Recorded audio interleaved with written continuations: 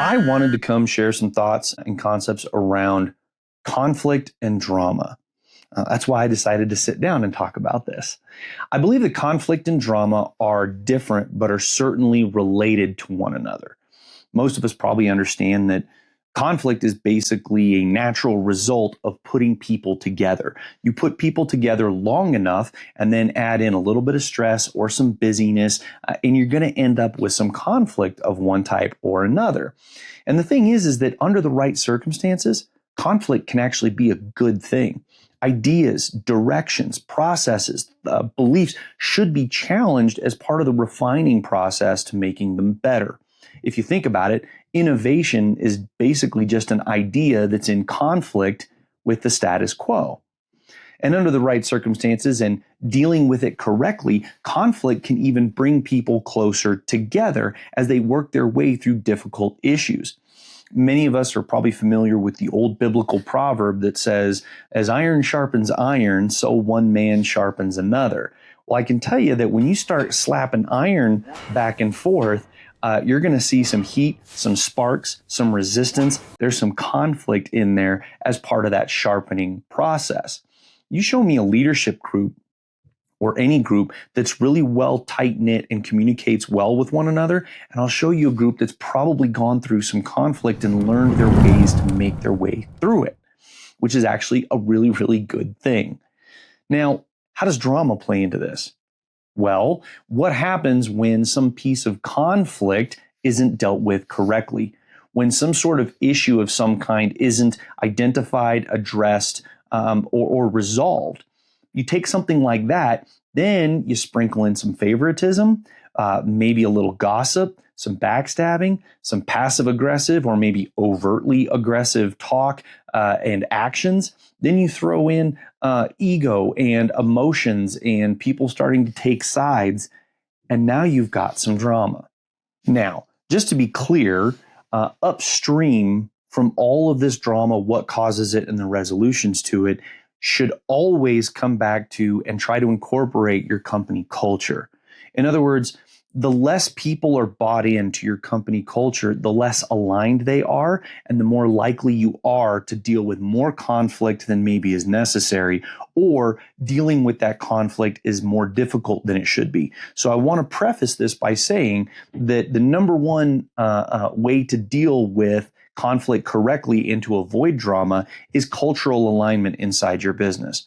But that being said, even companies that have really great cultural alignment amongst their people can still sometimes find themselves with unnecessary conflict that can eventually evolve its way into drama. And that's kind of the piece that I want to talk a little bit about today. I see a very, very common source of drama in my years of working with contractors and being one is the relationship and the interactions between the sales teams and production and administration. So why exactly is that? Well, I think that it kind of breaks down into the archetypes of both of those types of job positions. In other words, your typical kind of caricature of a salesperson versus your typical caricature of somebody who's in administration and production. Here's what's interesting. Production and administration are often very similar type of people.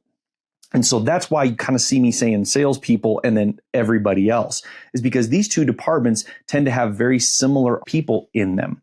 And so let's think about what your typical prototypical salesperson looks like. Well, these people can be very hard charging. They can oftentimes move very, very quickly. These people can be singularly focused, and oftentimes that focus can be a little bit self-motivated or self-driven. These people can be dynamic, a little chameleon-y sometimes, because they have to be able to navigate conversations with multiple types of personalities, learning styles, hearing styles, and information processing systems when they're trying to close a deal with any number of different clients. So they can be pretty dynamic. They're generally pretty good with people oftentimes, even though sometimes they might seem a little bit abrasive, and they tend to move quickly, like I said before. And here's the thing. One of the weird things about that salesperson is, for whatever reason, they oftentimes aren't particularly organized. They like to run and gun things all the time. And sometimes they're not particularly detail oriented. Remember, they tend to be very singularly focused. Their job is to close deals, at least in their mind. And so any details they can gloss over but still close the deal, to them seems like a win. Now, juxtapose that to our typical people who work in production and administration. These people are generally all about processes. They're all about details. They're all about information. Oftentimes, they're very much about the nuances of how things are so that they can account for those things in order to get the jobs and the work actually completed. These people love the term slow down to speed up, or slow is smooth, smooth is fast. So you will oftentimes see those folks tend to try and put the brakes on things because they're trying to gather all of those details in order to make sure that things run efficiently. And for them, the devil's in the details and in the speed.